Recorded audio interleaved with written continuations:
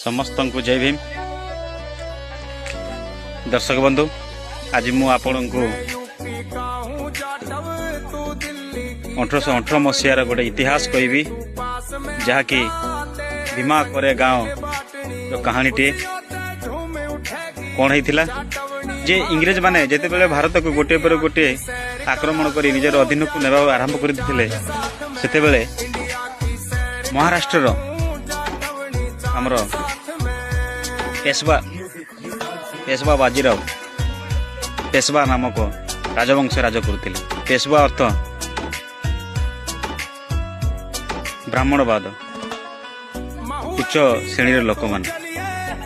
से माने सेई महाराष्ट्र रे दलित आदिवासी मानू जो प्रकार भाव में शारीरिक निर्यातना सहित जाति भेदभाव करुले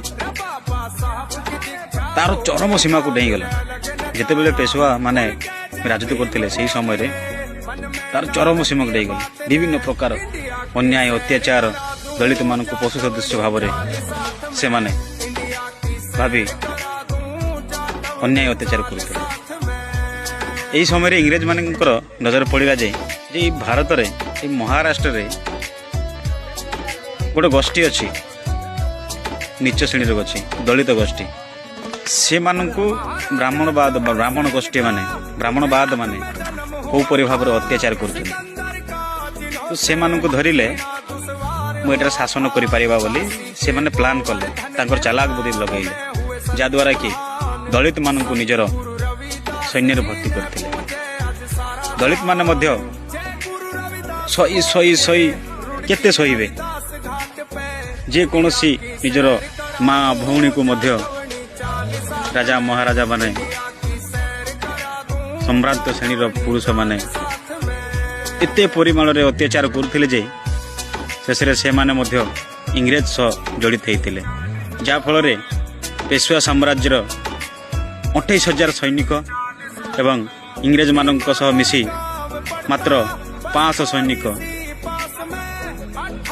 महार जातिर 500 सैनिक से मानक मध्य 1818 मसीहा जनवरी मास 1 तारिख दिन विराट बड़ युद्ध होता। से युद्ध रे महार माने निजर